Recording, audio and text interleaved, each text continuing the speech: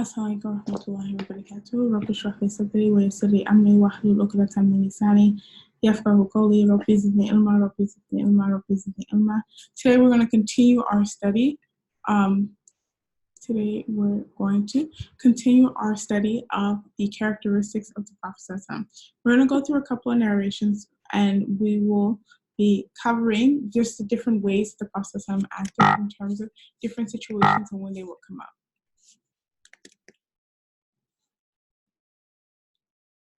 So last time, the last hadith that we covered was the hadith of Anas ibn Malik when he was talking about the Prophet. And we'll talk a little bit more about this hadith today and cover more as we keep going. So Anas ibn Malik radiallahu ta'ala anhu, that Anas ibn Malik radiallahu ta'ala anhu qala, he said, Khadamtu Rasulullah sallallahu alayhi wa sallam ashra sineen, that I was in the service of the Prophet Muhammad sallallahu alayhi wa sallam for 10 years. فَمَا قَالَ لِي أُفٍّ قَطُّ, he never said uff to me. We know the ayah in the Quran where Allah subhanahu wa ta'ala talks about parents and how we don't say uff to our parents. And what's very beautiful is that is symbolizing or showing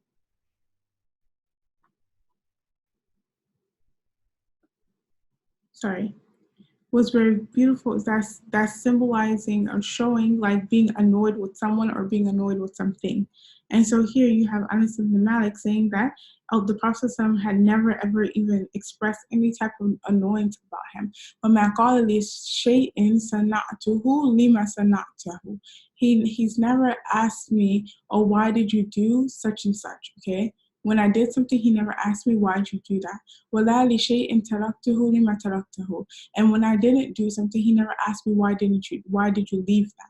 وَكَانَ رَسُولُ اللَّهِ صَلَّى اللَّهُ عَلَيْهِ وَسَلَّمَ مِنْ أَحْسَنِ النَّاسِ خُلُقًا, that the Prophet was the best of people in terms of his character. We talked about this word khuluq, is like your character, the insides. وَلَا مَسَسْتُ خَزًّا وَلَا حَرِيرًا وَلَا شَيْئًا كَانَ أَلِيًّا مِنْ كَفِّ رَسُولِ اللَّهِ صَلَّى اللَّهُ عَلَيْهِ وَسَلَّم, and I never touched something, I never touched like silk, okay, he's saying that I never touched silk or felt a pure silk or like a silk cloth or anything that was softer than the hand of the Prophet.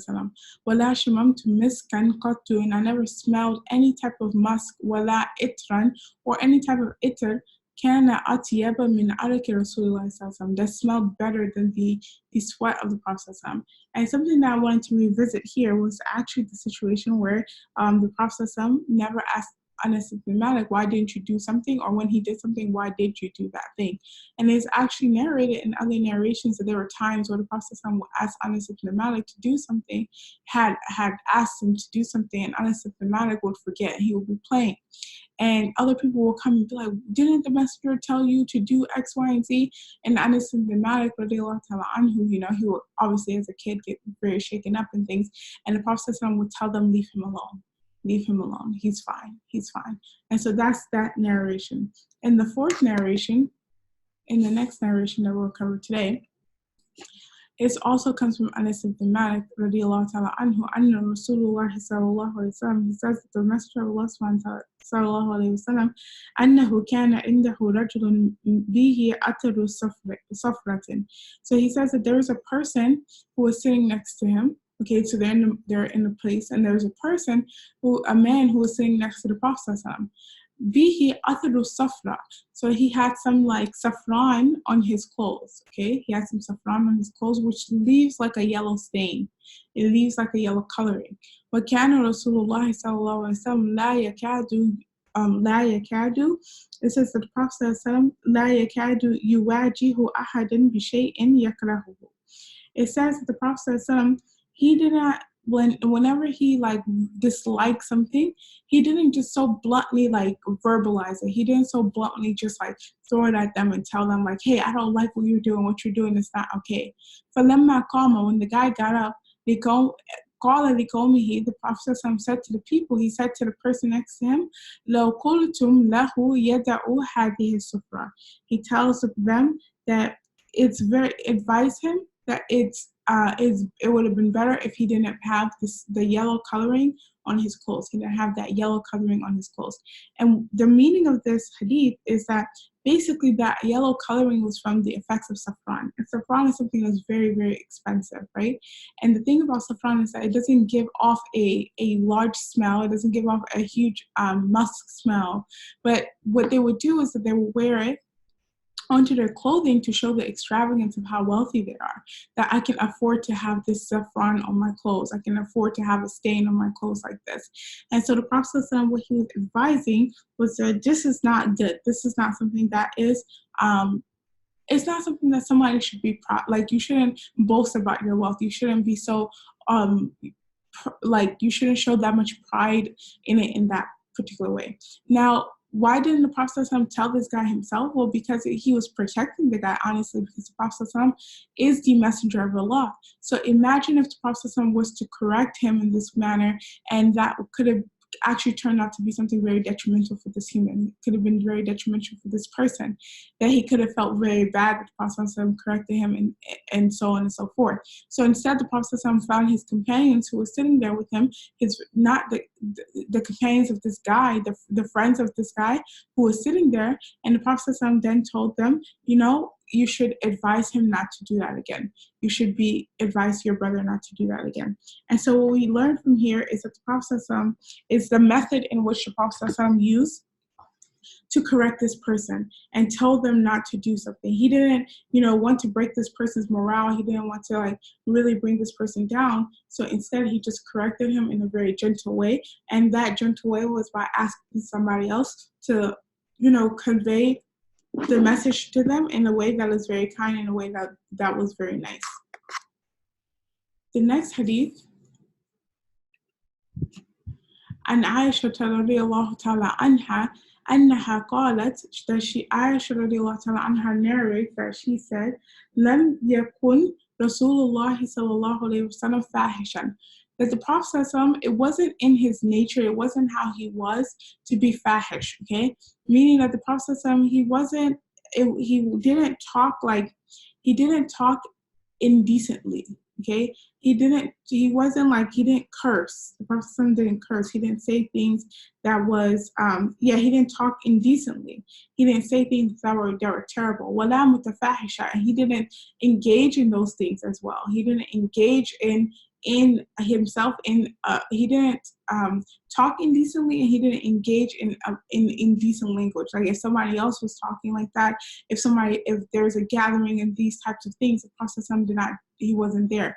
وَلَا صَخَابًا فِي الْأَسْوَاقِ, and the Prophet did not raise his voice in the marketplace, okay? That when they were in the marketplace, he didn't raise his voice and talk very loudly in the marketplace. وَلَا يَجْزِيُ بِسَيِّئَةِ السَّيِّئَةِ.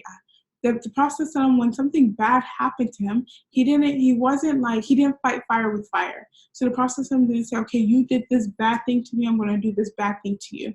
However, with the way that the Prophet was, yafu, he will overlook things, okay? وَيَسْفَحُ, and he didn't mention it. He didn't mention it at all. He will overlook it, meaning he will forgive it. وَيَسْفَحُ, and he didn't mention it at all. So here you have this narration from Aisha radiallahu ta'ala anhu. And she's saying that the Prophet didn't engage in profanity, he didn't curse, he didn't sit around with people who did curse, that even when companions would get in the arguments or things were happening, the Prophet would excuse himself from that situation. So the Prophet did not engage in that type of environment. He wasn't in that type of environment.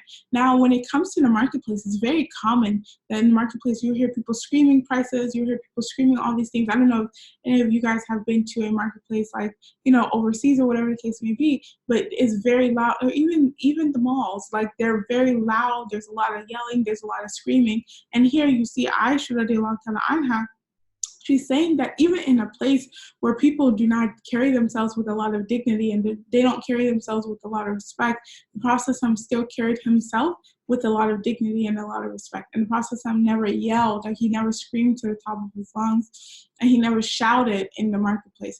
That the Prophet, he didn't fight fire with fire. The Prophet was very forgiving, he was very loving. He was so forgiving that he would afwa means to like actually like erase something, to act like that thing never happened. So the Prophet would treat people like whatever they did to hurt him actually never happened. Wayasfahu, he never mentioned it. Okay?